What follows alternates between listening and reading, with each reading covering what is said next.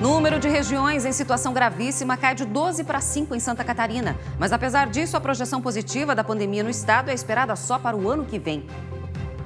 O ideal que a gente almeja e imaginamos atingi-lo lá para mês de março do ano que vem é o nível azul, que é um nível moderado, onde a transmissão estaria muito baixa. Caso suspeito de reinfecção por coronavírus está sendo investigado no sul do estado. A paciente foi diagnosticada com Covid-19 2 vezes em 60 dias.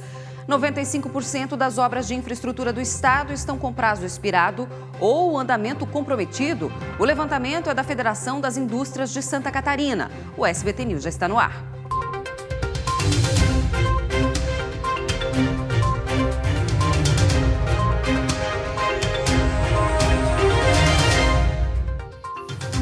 Oi, boa noite para você que está com a gente ligado a partir de agora no SBT News. A gente vai começar já dando um panorama para você da situação que o estado vive.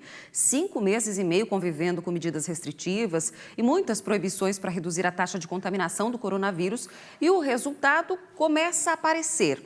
Agora, são apenas 5 regiões que ainda permanecem na classificação de risco gravíssimo. Será que já é hora para flexibilizações? Das 16 regiões que o estado está dividido, 5 ainda estão no índice gravíssimo. Mas há 2 semanas o cenário era outro. Chegamos a 12 regiões com índice de contaminação no nível máximo. Para conter a pandemia, foi preciso apertar o cerco. E agora, o resultado já começa a aparecer.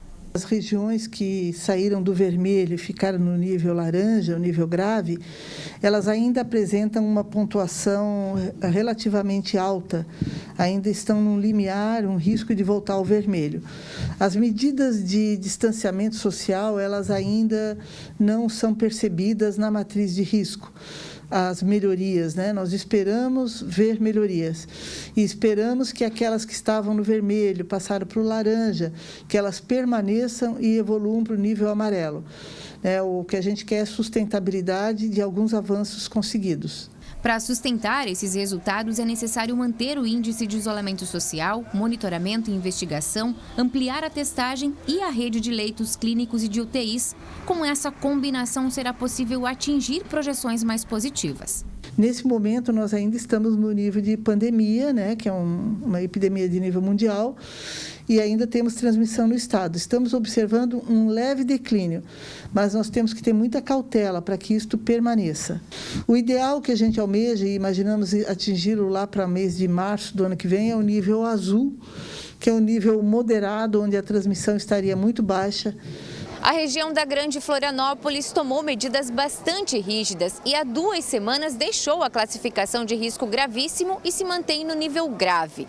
Com a taxa de transmissão controlada abaixo de 1, a capital já planeja novas flexibilizações para a próxima semana. Estamos avaliando a possibilidade de atividades físicas, seja as arenas de esporte de praia que tem na nossa cidade, que são públicas, que ainda não estão em funcionamento, nos espaços públicos como a beira-mar, possibilidade de utilização das praias para caminhada, exercícios físicos e até mesmo a utilização de espaços da praia pelos restaurantes que são de frente para o mar, porque é preferível a pessoa ser atendida ao ar livre, que tem menor risco de contágio, do que atendida internamente no restaurante. As cidades da região, Florianópolis, Palhoça, São José e Biguaçu, vêm seguindo restrições similares para conter o avanço da doença.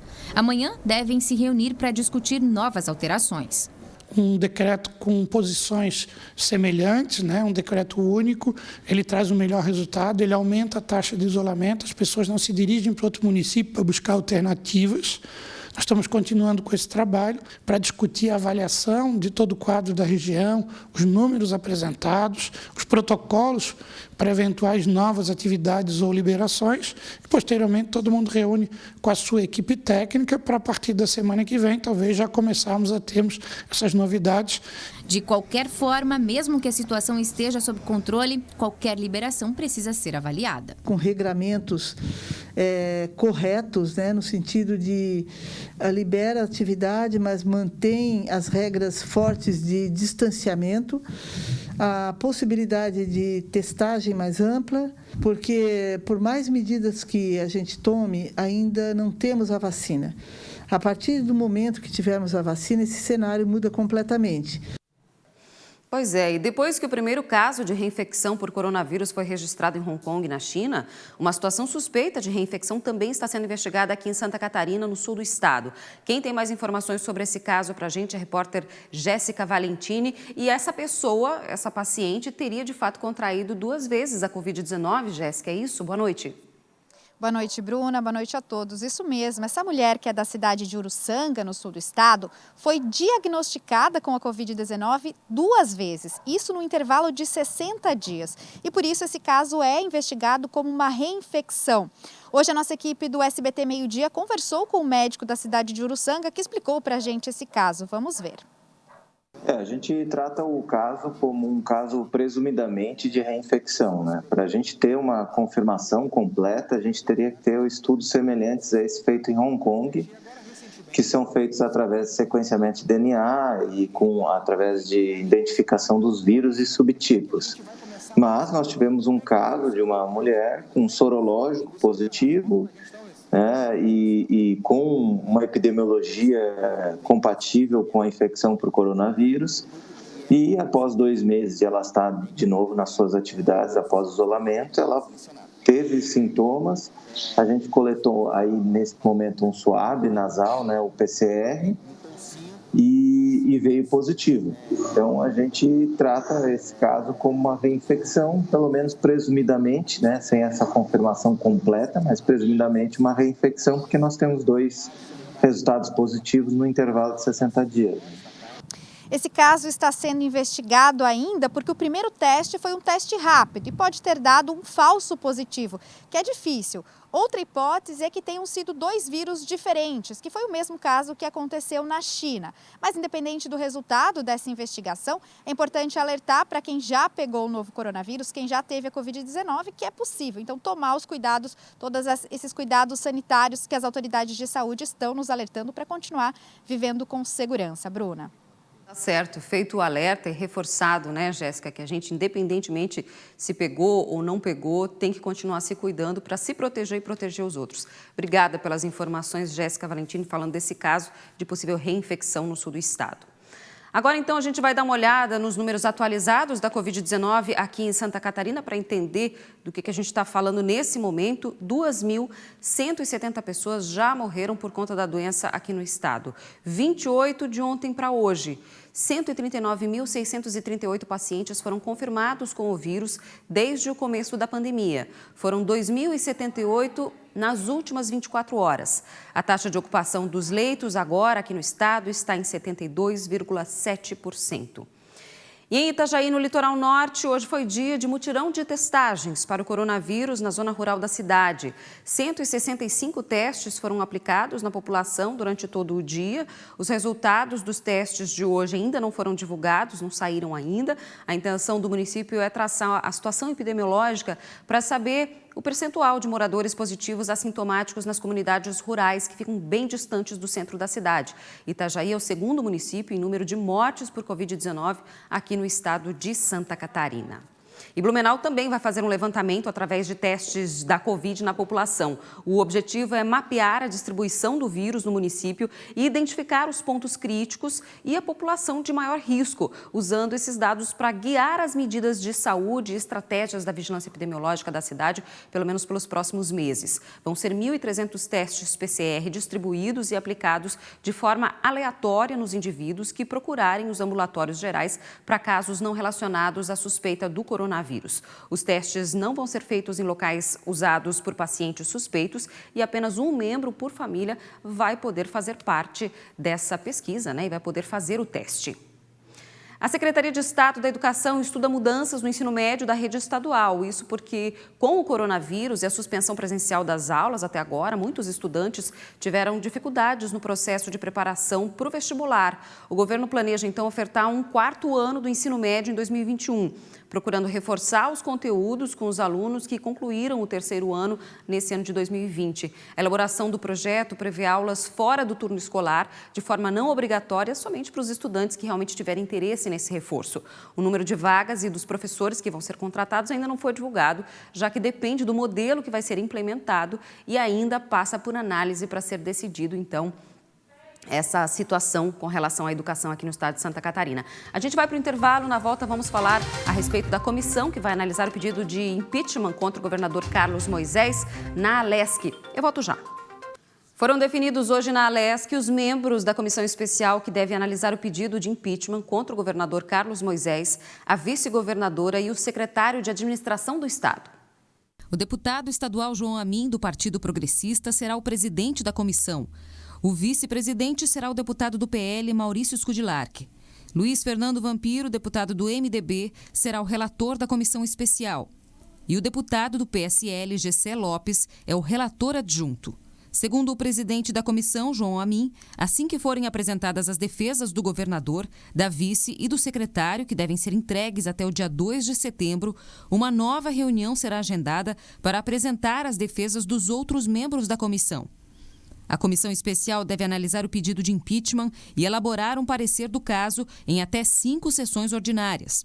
Será um trabalho curto, porém, espero que um trabalho intenso e justo para dar a todos os envolvidos o amplo direito de defesa e para que os deputados, não só os membros da comissão, mas posteriormente o plenário, os 40 deputados possam votar e escolher da melhor maneira. Conforme o pedido de impeachment, as autoridades do governo em questão teriam cometido crime de responsabilidade ao conceder reajuste salarial aos procuradores do Estado. Este é assunto para Cláudio Prisco Paraíso, que sabe tudo sobre a política do nosso estado, e é com ele que eu vou conversar a partir de agora. A comissão já está aí preparada para analisar o pedido de impeachment do governador. Esse cenário e essa formação da comissão já era esperado? Prisco, boa noite. Muito boa noite, Bruna, boa noite a todos.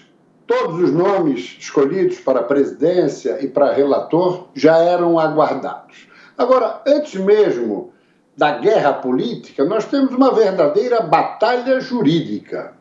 A líder, Ana Paula Silva, tentou 2 mandados de segurança no TJ. Bateu na trave os 2. Agora há pouco, no período da tarde, o advogado de Carlos Moisés, Marcos Probst, encaminhou uma solicitação para o presidente da Assembleia para que pudesse rever a composição da comissão especial, mas sem fundamentação, apenas um ato para procrastinar.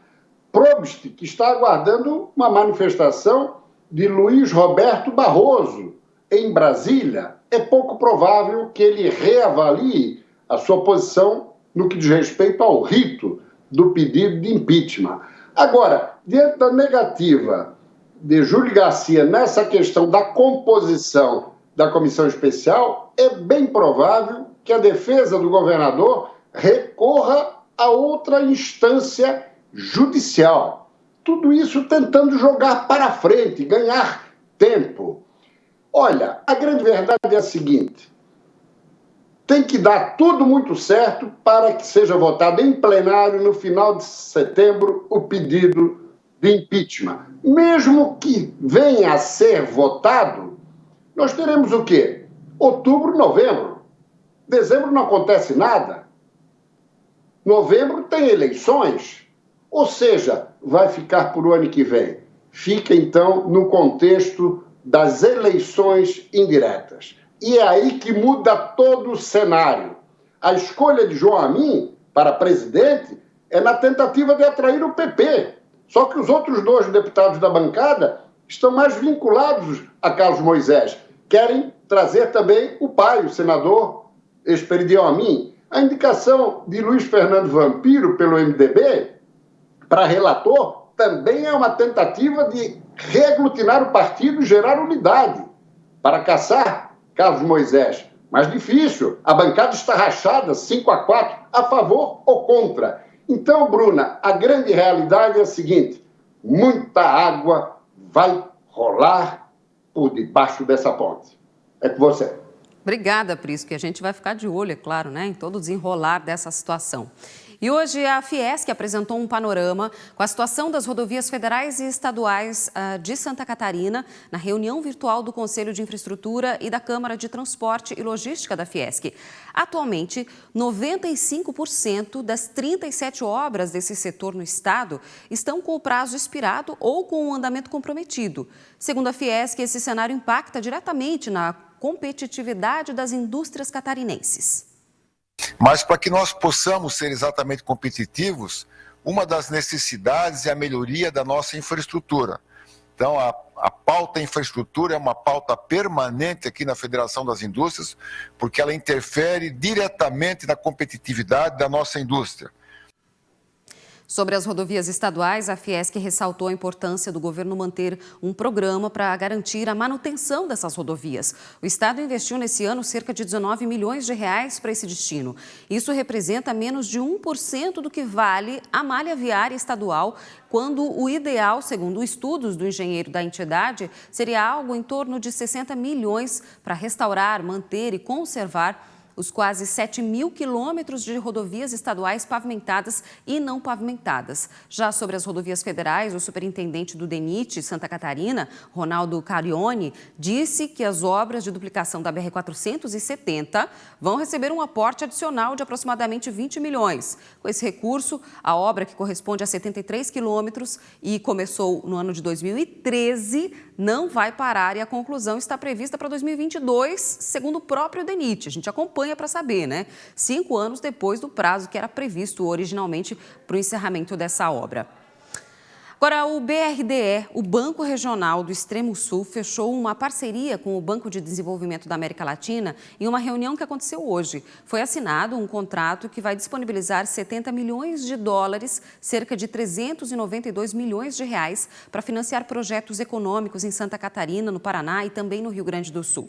Para Santa Catarina, o valor que deve ser adquirido é de 130 milhões de reais que devem ser investidos em microcrédito, infraestrutura econômica e social, eficiência energética, energias renováveis e também no agronegócio do estado. Florianópolis vai ser a segunda cidade no país a ter um centro de referência e convivência para idosos LGBT. No local, eles vão receber apoio psicológico, jurídico, além de terem também um espaço de socialização.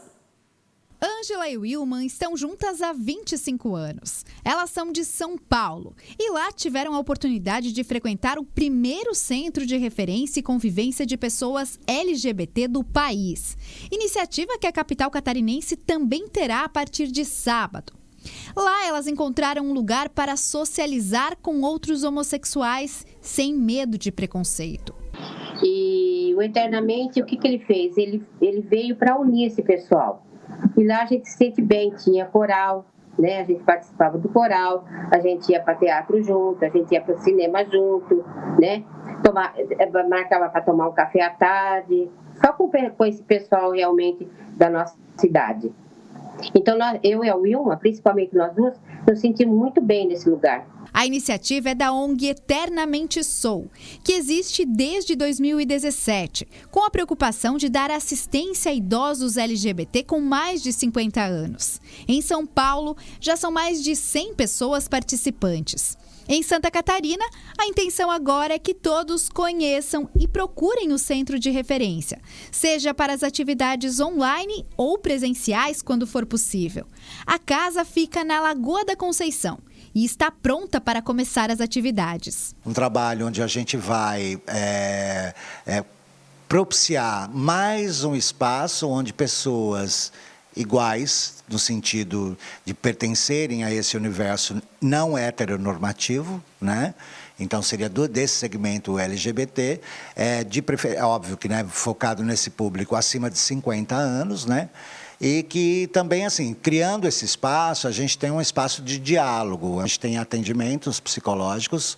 Lembro que eu acho que é importante falar que todos os profissionais, desde o presidente até a pessoa que ingressou agora na Eternamente Sou, são voluntários. A ONG também vai oferecer assessoria jurídica para causas que envolvem a temática LGBT. Um apoio que, segundo a advogada Ariane Angioletti, é importante para garantir direitos para todos. Essas pessoas, assim como acontece no Brasil inteiro, elas não têm um recorte de alcance de políticas públicas de maneira integral. Apesar do Estatuto do Idoso trazer essa garantia, os idosos não conseguem ter acesso a uma série de políticas públicas. Quando a gente fala da população LGBT no país como um todo, a gente não tem dados. Não existe pesquisa direcionada para esse público. Aliás, não existe pesquisa segmentada para os grupos de idosos, né? Mas o que se sabe é que essa população LGBTQI+, né, é uma população que ainda se constitui marginalizada da sociedade. Mas o mais importante para o Wilma, a Ângela, o Celso, o Quirua, é que consigam um espaço em que possam apenas ser juntos. Poder fazer rodas de conversas, né, que tragam essas pessoas, que sejam acolhidas e que participem dessa coisa que é estar junto, né? Estar junto é importante, né? A coisa da solidão do idoso para qualquer gênero, né? O idoso tem essa coisa da solidão, né? E a gente junto, a gente sempre mais forte, consegue ser mais feliz, né? Tendo um lugar acolhedor. Com sorte, todos nós vamos envelhecer, portanto, a acolhida é importante para todo mundo. Para quem quer atuar como voluntário e quer procurar o centro para ter esse apoio, pode entrar em contato pelo telefone DDD 11 95961 4932 ou pelo e-mail eternamente@gmail.com e aí você pode entrar em contato. O SBT News de hoje vai ficando por aqui. Obrigada pela sua companhia. Amanhã a gente volta a se encontrar na sexta-feira, semana terminando. Obrigada. Até amanhã. Tchau, tchau.